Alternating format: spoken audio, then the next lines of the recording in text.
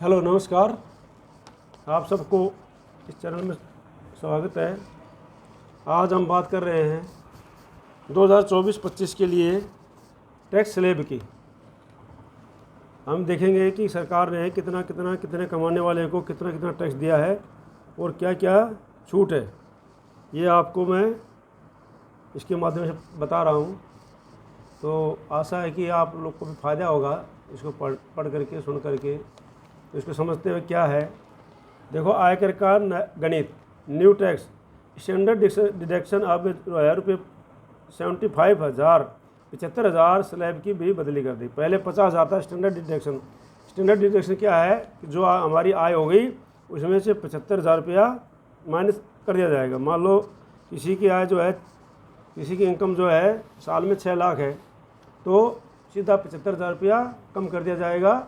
5,25,000 उसकी इनकम गिनी जाएगी। ये है स्टैंडर्ड डिडक्शन। चुनाव नतीजों के ठीक बाद आए इस बजट में सरकार ने सहयोगी दलों के समर्थन की कीमत भी चुकाई है। कहने का तात्पर्य है, जो सहयोगी दल हैं उनको अच्छा बजट दिया है सरकार ने। बिहार और आंध्र को विशेष पैकेज दिए हैं, क्योंकि वहाँ से जो है उनको सहयोगी दल मिले हैं, ठीक है नहीं। जैसे नीतीश कुमार जी ने उनको सहयोग किया है तो वहाँ को ज़्यादा अच्छा पैकेज दे दिया है। वहीं लोकसभा चुनाव में झटका देने वाले युवाओं की नाराज़गी दूर करने के लिए रोजगार के नए दरवाजे खोले हैं, मगर शेयर मार्केट निवेशकों पर कैपिटल गेन टैक्स बढ़ाकर महंगाई की मार झेल रहे मिडिल क्लास का बोझ और बढ़ा दिया। टैक्स में जो थोड़ा सा बढ़ा दिया है, ठीक है, पहले टैक्स से ज़्यादा कर दिया। हालांकि नई टैक्स प्रणाली में स्टैंडर्ड डिडक्शन 50,000 से 75,000 करके मामूली राहत जरूर मिली है। कहने का तात्पर्य है कि जो स्टैंडर्ड डिडक्शन था वो 75,000 कर दिया है। भाई, जो आपकी आय है उसमें से 75,000 आप माइनस कर दो, उसके बाद जो आपका स्लैब गिना जाएगा। स्लैब क्या होगा वो अभी हम समझेंगे, ठीक है। अब जो है, अगर आपने इस चैनल को सब्सक्राइब नहीं किया है तो आप इसको सब्सक्राइब कर लें, क्योंकि हर एक कोई समाचार है, कोई अच्छी चीज़ें हैं, कोई पढ़ाई वाले हैं, कोई मोटिवेशन वाले हैं, सारे मैं डालता रहता हूँ इसमें और डालता ही रहूँगा, ठीक है, ताकि आपके पास उसका नोटिस पहुँच जाएगा। और पसंद आता है लाइक करें, शेयर करें। अब क्या है, साथ ही आयकर स्लैब में बदलाव किया है। वित्त मंत्री निर्मला सीतारामन ने लोकसभा में 2024-25 का बजट पेश करते हुए ये घोषणा की है। तो सबसे पहले तो हमारा स्टैंडर्ड डिडक्शन क्या है। जैसे हमारी आय जो है, मान लो 5 लाख 5.5 लाख है, तो 75,000 तो कम कर दिया, तो अब बच गए कितने, 4,75,000। तो उस पर कितना टैक्स लगेगा, इस प्रकार से हम इनकम करेंगे, ठीक है। तो ये देखो, पुरानी टैक्स प्रणाली वही है, जो पुरानी टैक्स प्रणाली है वो उसी के अनुसार है। अब नई टैक्स प्रणाली में आप आना चाहते हैं, पुरानी टैक्स प्रणाली ये थी, अगर इसको आप अपनाते हैं, इसके अनुसार टैक्स भरते हैं तो आप इसके अनुसार भर सकते हैं। इसमें क्या है, पुरानी नया टैक्स स्लैब है, ये नया टैक्स स्लैब है। पहले स्लैब था, ये पहले ये स्लैब था, अभी जो है ये स्लैब हो गया है। तो पहले क्या था, इनकम स्लैब था, टैक्स 0 से लेकर 3 लाख तक कोई टैक्स नहीं लगता था, ठीक है नहीं। और 3 से लेकर 6 लाख तक 5% टैक्स लगता था। और तो कहने का तात्पर्य है कि 0 से लेकर 3 लाख तक कोई नहीं लगेगा, और 3 से लेकर 6 लाख तक 5%। तो अगर 6 लाख की इनकम है तो 0 से 3 लाख तक छूट हो गई। अब बच गए 3 लाख। 3 लाख में से 75,000 आपका डिडक्शन हो गया। तो वो पहले 50,000 था, तो उसको पहले का 50,000 था, ये था पहले का, ये है कि 50,000 डिडक्शन होता था, ठीक है। और 6 से 9 लाख तक 10% लगेगा। 3 से 6 का 5% हो गया, वो जोड़ लो तक। और उसके बाद 6 से 9 जो बच गए, 6 से 9 लाख तक जितने बचे उस पर 10%, 9 से 12 तक 15%, और 12 से 15 तक 20%, 15 लाख से ऊपर है तो 30% टैक्स लगेगा। ये दो, ये है, मैं आपको दिखाया नहीं तो मैं दोबारा दिखा रहा हूँ अभी आपको, ठीक है। तो देखो, पहले का स्लैब हमारा ये है, ये तो पहले वाला है, ठीक है। पहले लगता था 0 से 3 लाख तक शून्य था। अभी भी जो है 0 से 3 लाख तक जिसकी कमाई है उसको टैक्स बिल्कुल नहीं लगेगा, शून्य है, ठीक है। दूसरा है 3 से 6 लाख तक 5% टैक्स लगेगा। मान लो किसी की कमाई 6 लाख है, पहले 6 लाख थी तो उसमें 5% टैक्स लगता था। अभी जो कर दिया 3 से लेकर 7 लाख तक 5% लगेगा।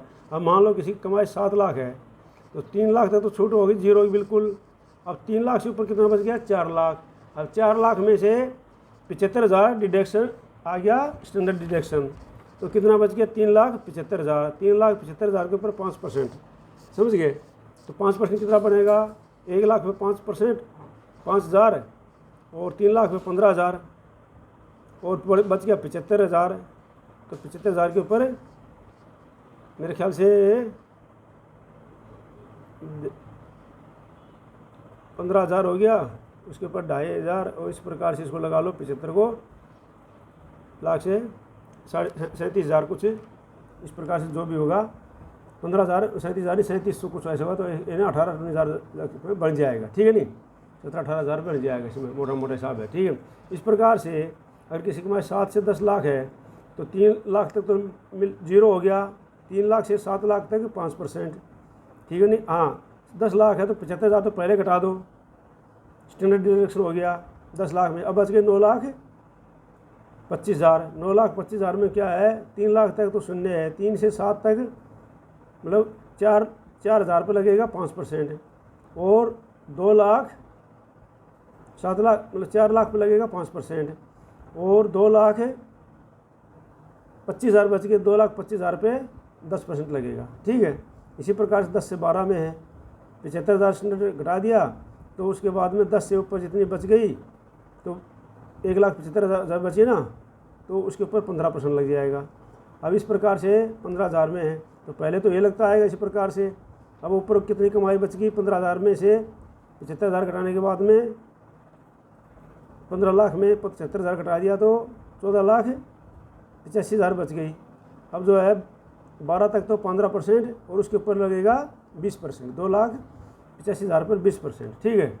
इसी प्रकार से 15 लाख से ऊपर है तो फिर ये 15 लाख से ऊपर जितना भी स्लैब है उसमें 30% में आ जाएगा सारा काम, ठीक है। 15 लाख तक 20%, 10 से 12 तक 15%, 7 से 10%, और इस प्रकार से 15 से ऊपर 20%, 30% में आ जाएगा। मान लो किसी की कमाई 18 लाख है तो ये सीधे के सीधे 30% में 3 लाख ऊपर बच गया ना, 3 लाख में 1 लाख तो सीधा यही हो गया, ठीक है ना। अगर उसमें से 75% डिडक्शन करते हैं तब भी तो 2,75,000 हो गया, तो उसमें 30 दूनी 60, तो इस प्रकार से ये हो जाएगा, ठीक, 60,000। तो ये उसमें सारे में इन स्लैब में जुड़ता जाएगा ऐसे ऐसे, ठीक है, ये ऐसे ऐसे जुड़ता चला जाएगा फिर, ठीक है। तो ये है अपना स्टैंडर्ड डिडक्शन का फार्मूला, तो ये हमने देख लिया है। अब अगला है नई स्लैब कर योग्य राशि। अब देखो ये भी पढ़ लेते हैं यहाँ पे, जो कर में से छूट है वो राशि क्या है वो भी पढ़ लेते हैं हम, ठीक है नहीं। तो ये है अपना नई स्लैब कर योग्य राशि 25,000 रुपये घटी। अब जो है 15 लाख कमाने वाले को कितना देना पड़ेगा, 15,600 रुपये का लाभ होगा। 15 लाख कमाने वाले को 15,600 रुपये का लाभ होगा। वो लाभ कैसे होगा, देखो, रुपया 15 लाख की आय वालों के लिए ये है, रुपया 25 लाख की आय वालों के लिए, ऐसा अलग अलग बता दिया इन्होंने, तो ये पता लग जाएगा कि आपको कितना कितना देना है। मान लो साल में किसी की 25 लाख आए हैं। अब देखो स्टैंडर्ड डिडक्शन क्या हो गया, 50,000, पहले था 50,000, अब हो गया 75,000, ठीक है। आप जो 25 लाख वालों के लिए पहले था 50,000, अभी हो गया 75,000, स्टैंडर्ड डिडक्शन हो गया। एनपीएस में आप कितना कर सकते हो, पहले भी 50,000 कर सकते थे, अभी 50,000 कर सकते हैं। एनपीएस में न्यू पेंशन स्कीम, उसमें आप 50,000 तक आपका कर के छूट है, उसमें आपको टैक्स नहीं लगेगा, ठीक है ना, आपकी उसमें से। तो आपकी राशि जितनी है उसमें से 75,000 कम कर दिया, 50,000 एनपीएस में डाल दो, और टोटल छूट कितनी होगी, 1,25,000 हो गई आपकी। जितनी राशि बन रही है उसमें 1,25,000 की आप छूट ले सकते हैं। अब जो कर हो गए या बच गई कितनी, यहाँ पर ये बच गई, ठीक है नहीं। जिसकी जो कर हो गया, जैसे ये बच गई 13,75,000, इसकी बच गई 15 लाख वालों की, ठीक है नहीं हैं, और 25 लाख वालों के लिए बच गई कर योग्य आय 23,75,000। 23 लाख जो 75,000 है उस पर टैक्स देना पड़ेगा। तो टैक्स कितना कितना देना पड़ेगा, पहले इसके ऊपर टैक्स देना पड़ता था 1,30,000, ठीक है। अब जो है अब देना पड़ेगा 1,15,000, ये थोड़ी छूट हो गई ना। यहाँ पर पहले देना पड़ता 4,20,000, अब देना पड़ेगा 4,02,500, तो इतनी थोड़ी सी बचत हो गई अभी, ठीक है। अब क्या है, सेंसस 4% ये है, हाँ 4% वैसे छूट मिल जाती है, तो कुल टैक्स ये देना पड़ेगा। अब 4% वैसे सबको छोड़ दे देते हैं, तो 25 लाख वालों को टैक्स देना पड़ेगा 4,18,600 25 लाख वालों के लिए, ठीक है।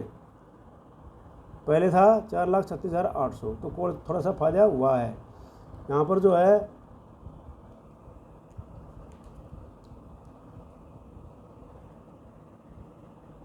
15 लाख वालों के लिए क्या है, अब टैक्स देना पड़ेगा। पहले था 1,35,200, अब देना पड़ेगा 1,19,600 रुपया 15 लाख वालों के लिए, तो 1,19,600 रुपया देना पड़ेगा, ठीक से ना। 15 लाख रुपये वालों को 15,600 का फ़ायदा होगा, 25 लाख रुपये की आय वालों को 18,200 रुपये का फ़ायदा होगा। तो ये जो है टैक्स का स्लैब है। अब जो है सस्ता क्या हुआ, सस्ता महंगा देख लो। टैक्स की गणना करने के बाद में, अच्छा सस्ता महंगा, सोना चांदी सस्ते हुए, कस्टम ड्यूटी 9% लगी, घटाई 9% घटा दी कस्टम ड्यूटी। मोबाइल के दाम भी गिरेंगे, क्योंकि जब कस्टम ड्यूटी गिरेगी तो ऑटोमेटिकली दाम कम हो जाएंगे। जितना कस्टम ड्यूटी ज़्यादा लगेगा उतनी कीमत ज़्यादा बढ़ेगी। इस बार जो है 7 वस्तुओं पर कस्टम ड्यूटी घटाई है, जबकि 2 पर बढ़ाई है। आयातित सोना चांदी पर कस्टम ड्यूटी 9% घटा दी, सोना चांदी के आयात करने पर, ठीक है नहीं, इंपोर्ट करने पर 9% जो है घटा दी। पहले ये 15% थी और अब हो गई 6% लगेगी। तो इसका मतलब जो है सोना चांदी जो है क्या होगा, सस्ता हो जाएगा, क्योंकि कस्टम ड्यूटी लग गई आयात के पर। इस घोषणा के बाद इस सोने का भाव मंगलवार को गिर गया। 24 कैरेट का 10 ग्राम सोना 609 रुपये गिर गए एकदम से, क्योंकि पता लग गया कि भाई जो अभी सोना चांदी की कस्टम ड्यूटी हट गई तो कम होगा, ठीक है नहीं। इसके अलावा प्लेटिनम पर भी कस्टम ड्यूटी 9% घटी है। पहले 15.4% थी, अब जो है 6.4% कर दी गई है। इसी प्रकार ये भी सस्ता होगा। मोबाइल फ़ोन चार्जर पर BDC घटाकर 15% किया। मोबाइल बैटरी लिथियम बैटरी पर टैक्स घटाया। कैंसर की 3 दवाएं भी कस्टम ड्यूटी से फ्री कर दी। चमड़े की वस्तुएं, मछली का खाना, रसायन, पेट्रोकेमिकल, एक्सरे उपकरण, सोलर सेल्स, 25M खनिज, महंगा cigarette, ammonium nitrate, PVC, plastic, telecom उपकरण 10 लाख से महंगे लग्जरी सामान भी टीसीएस के प्रसाद कर दिया, ठीक है। तो अब इसी प्रकार से क्या, फिर सेंसेक्स भी गिर गया, 1324 अंक गिरा सेंसेक्स, फिर संभला, उसके बाद में फिर संभला है। ये है सेंसेक्स के ऊपर, ठीक है। अब जो है ये था हमारा इनकम टैक्स का। तो ये जो है आप जो इनकम टैक्स जो है इसको अच्छी तरह से देख सकते हो, मैं भेज रहा हूँ, बार बार इसको आप पढ़ सकते हो और आराम से अपना इनकम टैक्स स्लैब को देख सकते हो, ठीक है ना। तो ये इनकम टैक्स स्लैब है, ये आप इसको देख सकते हो।